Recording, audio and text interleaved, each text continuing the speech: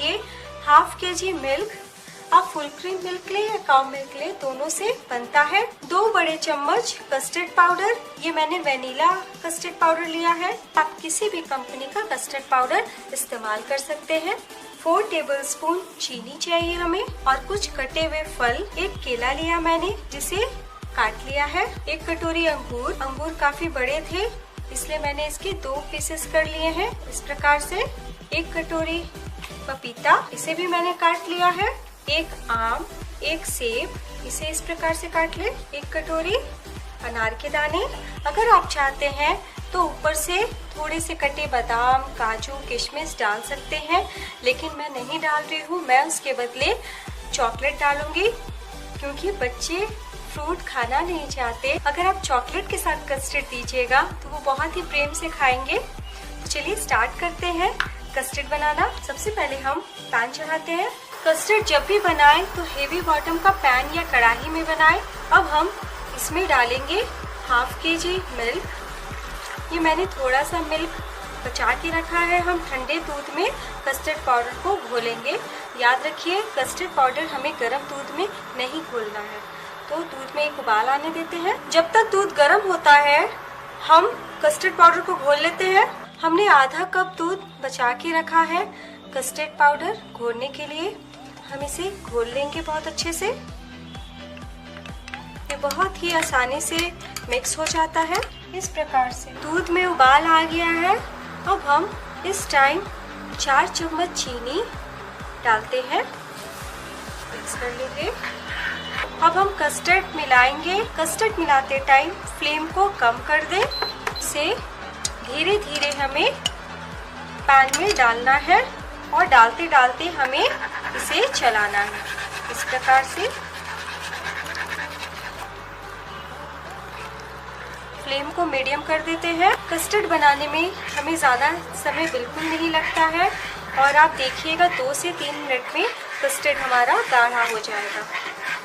जैसा कि आप देख सकते हैं कस्टर्ड हमारा गाढ़ा होना शुरू हो गया है। हमें इसे कंटिन्यू चलाना है।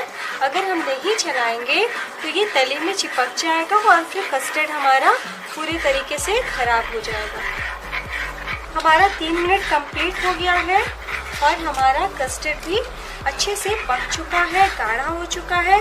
फ्लेम को बंद करते हैं। मैं आपको दिखाती हूँ। ये देखिए कितना थिक है ये। 5 मिनट के बाद ये जब थोड़ा ठंडा हो जाएगा तो हम इसे एक बाउल में ट्रांसफर कर लेते हैं। कस्टर्ड हमारा रूम टेम्परेचर पे आ गया है।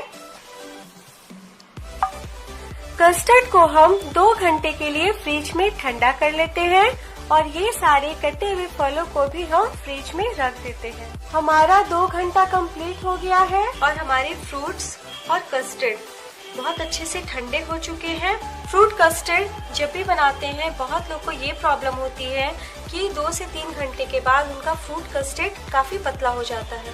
तो आप इस प्रकार से फ्रूट कस्टर्ड जरूर बनाएं। पहले कस्टर्ड और फ्रूट को ठंडा कर लें, फिर सर्व करने से 15 मिनट पहले फ्रूट को कस्टर्ड में मिक्स करें और चिल सर्व करें। ऐसा करने से हमारा फ्रूट कस्टर्ड बहुत ज्यादा गाढ़ा रहेगा और आप भी बहुत तारीफ पाएंगे। अब हम ठंडे फ्रूट्स ठंडे कस्टर्ड में डालते हैं। पपीता डालते हैं। मैंने थोड़े से गार्निश के लिए रखे हैं। सेब डालेंगे, थोड़ा सा बचा देंगे गार्निश के लिए। कटे हुए अंगूर, कटा हुआ केला, आम और अनार के दाने। आप इसमें अपने इच्छा अनुसार और भी फल डाल सकते हैं, जैसे स्ट्रॉबेरी हुआ, चीकू हुआ। लेकिन कस्टर्ड जब भी बनाए तो पानी वाले फल जैसे खरबूज, तरबूज बिल्कुल न डालें। अब हम इसे अच्छे से मिक्स कर लेते हैं। ये देखिए हमारा कस्टर्ड कितना गाढ़ा है। आप इस प्रकार से फ्रूट कस्टर्ड जरूर बनाएं। आप इसी टाइम कटे हुए कुछ काजू, बादाम, किशमिश भी डाल सकते हैं। मैं नहीं डाल रही हूँ। मैं उसके बदले इसको एक नया लुक देने के लिए इसमें चॉकलेट डालूंगी, ताकि बच्चे बहुत प्यार से कस्टर्ड को एंजॉय कर पाए। हमारा कस्टर्ड तो रेडी हो चुका है, तो चलिए इसे एक बॉल में निकाल लेते हैं इस प्रकार से। ऊपर से थोड़े से अनार के दाने, थोड़े से अंगूर, सेब और ये जो हमने चॉकलेट लिया है ये ऑप्शनल है। इसे छोटे छोटे टुकड़े काट के ऊपर से इस ढंग से डाल सकते हैं। हमारा